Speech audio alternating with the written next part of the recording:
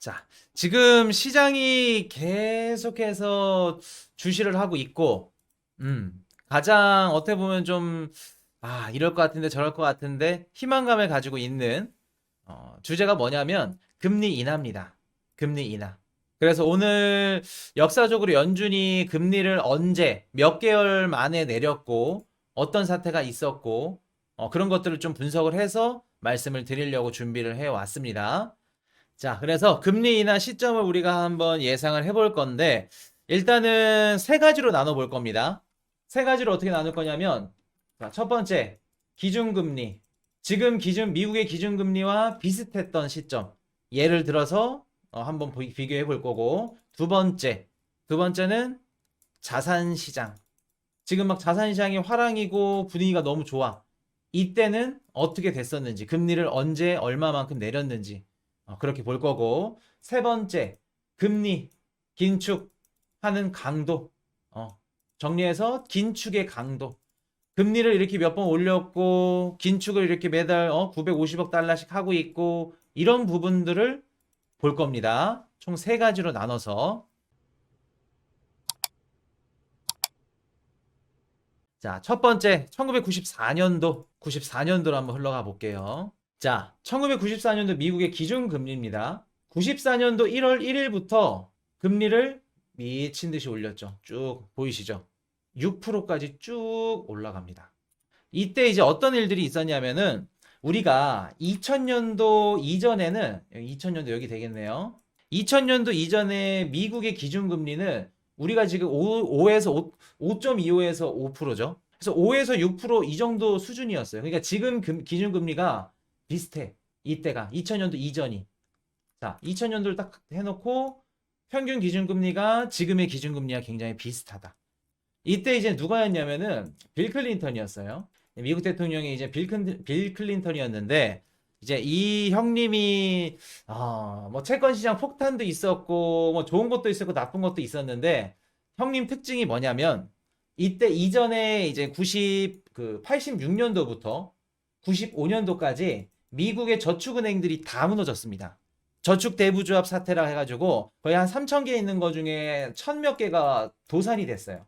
3분의 1이. 그래서 이거를 어떻게 해야 되냐, 막아야겠다, 경제 회복 살리자. 그 바톤 터치를 받았던 게 빌 클린턴 정부예요. 그래서 95년도까지 빌 클린턴 정부가 회복을 하기 시작했죠. 기준금리를 이렇게 올릴 수 있었다는 건 회복할 수 있었다는 겁니다. 그러니까 빌 클린턴이 연임을 이렇게 두 번 했는데 나중에 원래는 미국 정부가 항상 적자였어요. 근데 흑자로 전환을 한 처음 정권입니다. 흑자로. 연방 예산이 맨날 적자였어. 근데 흑자로 처음으로 전환이 된 게 빌 클린턴. 그리고 지금이랑 또 비슷한 게 뭐가 있냐면 실업률. 93년도 말에 빌 클린턴이 딱 들어왔는데 그때 당시 실업률이 6.5% 높았죠. 대부조합 사태 터지고 나서 이제 거의 회복해 나가는 단계였기 때문에 높을 수밖에 없었어요. 근데 임기 마지막 2000년도에 몇이었냐면 3.9. 지금 우리 실업률 몇 프로죠? 현재 실업률 3.8에서 3.9 왔다 갔다 하고 있죠. 3.6도 왔다 갔다 하고. 지금이랑 굉장히 흡사합니다. 실업률 그때랑. 음. 그러니까 그때 미국의 GDP가 1년에 4%씩 이때 4%씩 상승할 때였어요. 그래서 미국의 경제 상황도 그때 지금이랑 비슷했고 좋았고 실업률도 비슷했고 기준금리도 비슷했습니다. 자, 그 당시에 그 연준의장이 앨런 그리스펀인데 제노팔 연준의장이 앨런 그리스펀 얘기 많이 하죠. 앨런 그리스펀이 1994년도 2월부터 이때부터 금리를 올리기 시작합니다. 막 돈을 풀어대니까 화랑이야. 경제가 너무 좋아. 물가가 막 올라가. 1995년도 2월까지 1년 동안 7차례에 걸쳐서 3%포인트를 올려요. 7차례 3%포인트. 1년 만에 6%까지 올라가죠. 자, 6%까지 올라가니까 미국 증시가 막 흔들리네. 고용이 감소하고 인플레이션이 막 둔화되기 시작하면서 채권 금리가 폭등을 해. 야, 앨런 그리스펀 이거 안 되겠는데? 이거 힘들겠는데? 그해 7월 달에 다시 금리를 내리기 시작합니다. 7월 달에 금리를 내리기 시작하죠. 그래서 동결부터 인하까지 총 몇 개월이 걸렸냐면 5개월이 걸렸습니다. 5개월. 이해되셨나요? 5개월. 그래서 6%까지 올렸던 기준금리를 5.25%까지 내리면서 95년도에 S&P가 33%나 올라갑니다. 증시가 폭등을 했어요. 호황기를 맞이했죠. 그러다가 다시 또 경제가 살아나고 인플레이션이 막 돋으니까 다시 금리를 또 올렸다가 97년도에 우리 잘 알고 있는 금모으기 IMF 외환위기가 터집니다. 아시아 금융위기가. 그러면서 기준금리를 어떻게 해요? 내리죠. 쭉 내립니다. 미국도. 자, 기준금리도 비슷했고 실업률도 비슷했고 미국의 견고한 경제도 비슷했고 그때 금리 마지막 인상을 하고 나서 금리 인하까지 얼마나 걸렸다? 5개월. 5개월이 걸렸습니다. 자, 그럼 두 번째. 자, 두 번째는 자산시장 우리 지금 상황이랑 비슷한 2001년도를 갖고 왔어요. 현재 자산시장과 비슷한 2001년도. 자, 2001년도에 뭐가 있었죠? 우리 그 부잣집 아들내미? 막내집 뭐야? 막내집 부잣집 아들내미? 아니 막내집 아들내미? 뭐였죠? 재밌게 봤는데. 송중기 나오고 막내집 재벌 아들? 뭐 이렇게 어려워. 무튼 거기서 우리 IT 법을 나왔었죠. 아, 재벌집 막내 아들. 재벌집 막내 아들. 아, 비슷했는데. 송중기 딱 나왔을 때 그 당시에 이제 2001년도 그 뭐였죠? 주가? 아니 그 주식 종목 뭐였죠? 폭등한 거?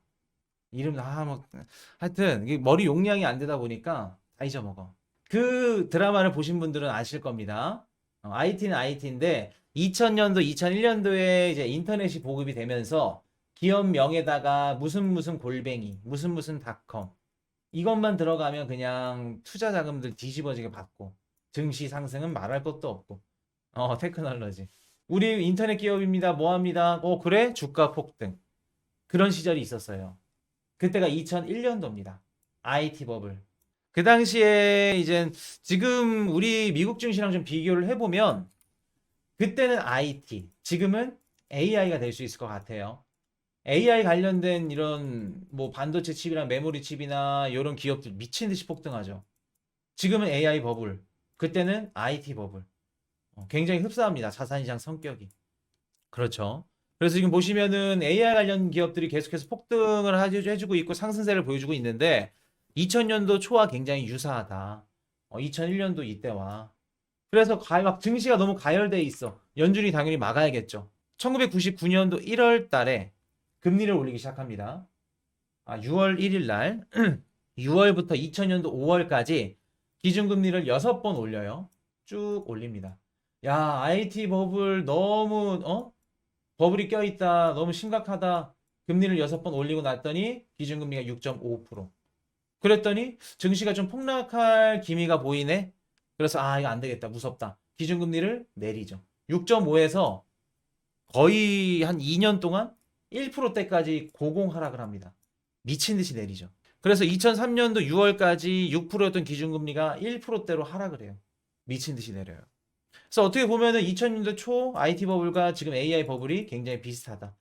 근데 이때는 금리 동결을 한 얼마 만에 인하를 하기 시작했냐면 금리를 올리고 난 이후에 8개월 만에. 아까는 5개월이었죠. 이때는 8개월 만에. 동결 이후 금리까지 8개월이라는 시간이 소모가 됐습니다. 자산시장 굉장히 비슷한 거 8개월. 자, 세 번째. 자, 세 번째로 비교해야 될 부분은 뭐냐면은 긴축의 강도입니다.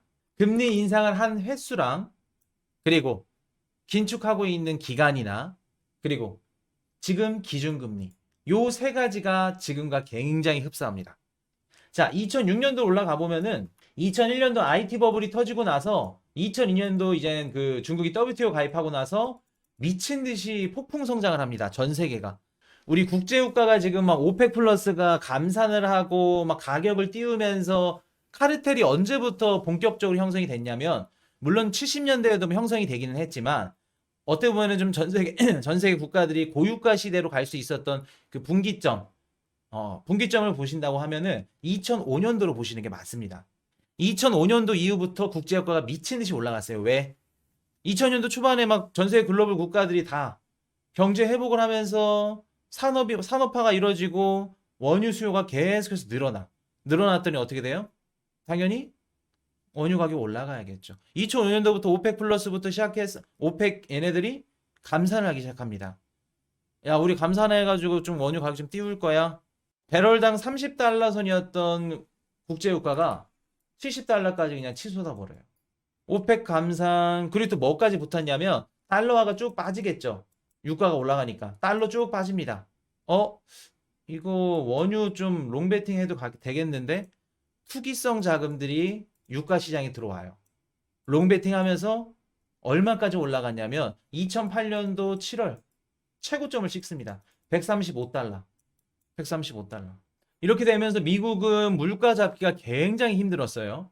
지금 물가 잡기 굉장히 힘들죠. 9.1% 찍었다가 조금씩 빠지면서 지금 야 많이 빠졌네 희망회로 막 행복회로 돌리고 있죠. 아직도 멀었는데 2006년도 이때도 물가 굉장히 힘들었습니다. 이때는 유가가 너무 비싸가지고 물가를 빼기가 너무 힘들었어. 지금이랑 굉장히 흡사하죠. 물가가 막 안 빠져 끈적끈적한 게 껌을 밟은 것 같아 그냥. 이때는 금리 인상 이후에 금리 인하가 얼마 만에 나왔냐면 15개월. 이 기간이 15개월이나 됐습니다. 1년이 넘었어요. 우리 내년에도 거의 연말에 금리 인하한다고 하면은 비슷합니다. 한 10월달, 11월달 한다고 하면 15개월 맞아요. 물가가 안 빠지고 이렇게 계속 지지부진하게 된다? 그러면 우리 15개월도 버틸 수 있어. 사례를 보여준 2006년도입니다. 자, 그럼 볼게요. 다 각양각색이죠. 자, 그러면 세 가지를 한번 평균 종합을 내볼게요. 종합을 해서 1990년도 연준의 평균 예상값 금리 인하 1990년도 평균 예상값 금리 인하는 평균 7개월에서 8개월이 걸렸습니다. 그리고 2000년도 이후부터는 이게 조금 딜레이가 됐어. 8개월에서 9개월 정도 됐습니다. 자, 그럼 이걸 한번 더 해볼게요. 이거를 더 해보면은 요게 이제 마지막으로 금리를 인상한 시점부터 계산을 해야 되니까 올해 마지막으로 금리를 들어올린 게 올해 7월 달입니다. 이때부터 계속해서 금리 동결했죠. 그러면 여기에다가 평균값 8개월을 더 해볼게요. 그러면 8, 9, 10, 11, 12, 1, 2, 3. 내년 3월 달이 나옵니다. 내년 3월 달. 지금 미국의 채권 시장에서도 내년 3월 달을 보고 있어요. 이번에 골드만삭스도 내년 3분기에서 3월 달로 변경을 했고 빌 에크먼도 1분기에 금리 인하 할 거다. 3월 달 들어가죠. 1분기니까. 만약에 조금 더 늦는다. 그러면 3분기도 가능합니다. 그래서 지금 보시면은 이렇게 그냥 평균 기대값만 딱 봤을 때는 3개월, 내년 3월 이렇게 보여지는데 여러분들 생각은 어떠신가요? 언제 나올 것 같아요? 좀 더 늦게 나올 것 같아요? 아니면 좀 빨리 나올 것 같아요? 여러분들은 어떨 건가요? 어떻게 생각하시나요? 뭐 언제 나오는 시점을 맞추는 것도 중요하긴 한데 우리가 좀 놓치고 있는 게 있어요. 놓치고 있는 게 있습니다. 반감기가 4월이면 5월. 자, 뭐 3월에 나올지 5월에 나올지 뭐 모르겠죠. 늦으면 진짜 3분기도 가능하고 3분기면은 거의 한 15개월 아까 그 되는 겁니다. 자, 이런 분들도 계실 겁니다. 코인이슈님, 2006년도에 얘네들이 15개월 동안 금리를 동결했는데, 그때랑 너무 비슷하지 않나요? 15개월 동결하면 우리 어떻게 되나요? 아마 15개월까지는 안 할 걸로 예상이 됩니다. 2006년도에 15개월 동안 동결을 하고 나서 2007년도에 뭐가 터졌죠? 서브프라임 모기지 사태가 쭉 터졌죠. 물론 무분별하게 대출을 해줬고 막 강아지도 대출을 받았기 때문에 그게 직접적인 원인도 맞지만 그 당시에 연준은 비판을 피해 나갈 수가 없었죠. 아, 금리를 이렇게 높은 상태로 유지했다가 계속해서 끌고 가면은 금융위기가 올 수 있구나. 연준한테는 트라우마가 생긴 겁니다. 그렇기 때문에 쉽사리 이렇게는 15개월 뭐 1년 못 끌어요. 아마도 내년 7월 이전에는 나올 것으로 보여지는데 3월 달이 됐던 뭐 5월 달이 됐던 7월 달이 됐던 3분기는 넘어가지 않을 것으로 보여요. 넘어가지 않을 것으로 보이는데 우리가 이제 가장 중요한 건 뭐냐면 내년 3월 오케이 주식 코인 폭등 금리 인하가 되면 기업들이 투자가 늘고 소비가 늘고 경제에 좋은 거네. 오케이 주식 폭등 코인 폭등이다. 돈 벌자 이러고 있어. 맞는 걸까? 맞는 걸까? 자, 금리 인하 기다리시는 분들 잘 들으세요. 연준이나 중앙은행이 금리를 올리거나 금리를 내리면 이게 시장에 반영이 되는데 6개월에서 1년 정도가 소모됩니다. 6개월에서 1년 정도. 우리가 금리를 올렸다 그래서 물론 시장 금리는 올라가죠. 금리를 내려 시장금리 떨어집니다. 근데 우리가 기업들이며 아니면 금융시장이며 전체적으로 시장에 영향을 끼치는, 실제로 영향을 끼치는 금리는 시차가 존재해요. 시차가. 최소 6개월에서 1년. 자, 그럼 볼게요. 금리를 올렸어. 2022년도 3월부터 미국이. 그럼 시차가 1년 잡으면 올해 3월부터 시장에 영향을 가기 시작한 겁니다. 올해 3월부터. 자, 그럼 반대로 한번 가볼게요. 내년 3월 달에 금리를 내린대. 내년 3월 달에 금리를 내린대. 시차 당연히 줘야겠죠. 6개월에서 1년. 그러면 시장에 실질적으로 우리가 기대하는 뭐 기업들이 소비를 증가시키고 투자가 늘어나고 시장에 우리 실제로 시장에 영향을 주는 시점은 언제냐면 아무리 빨라도 내년 연말. 왜? 3월 달에 올리면 3 플러스 6 하면 9월이죠. 1년만 잡아도 아무리 빨라도 내년 연말입니다. 4분기. 우리가 금리 인하로 막 시장이 좋아하고 기대하고 할 순간은. 이해되셨나요? 지금 뭐 경제방송, 주식방송 다 틀면 다 금리 인하만 기다려. 그냥 뭣도 모르겠고 금리 인하 되면 뭐 다 성공할 거야, 상승할 거야 그러고 있어. 왜 이런 것들을 안 알려줄까? 시차를 계산하셔야 됩니다. 내년 3월달, 내년 상반기에 금리 인하가 된다 그러면 최소 6개월에서 1년은. 이때부터 금융시장이 성향을, 색깔을 반대로 보여줄 겁니다. 이해되셨죠? 그렇기 때문에 미 대선 오버랩 되네요. 그것도 이제 겹치죠. 그렇기 때문에 우리가 만약에 금리 인하로 인해서 기회가 생긴다. 그럼 우리 코인이슈 하우스 분들, 방송 보시는 분들 현금 야무지게 들고 있죠. 현금으로 기회를 잡는 것도 있고 그렇게 하시면 되겠습니다. 금리 인하. 그래서 내년 3월이 됐든 5월이 됐든 7월이 됐든 우리한테는 중요하지 않다. 내 눈앞에 기회가 오면 그 기회는 잡기만 하면 된다. 오케이다. Hey, I got a confession. Been losing all momentum. Just because it's easy, well, that don't make it better.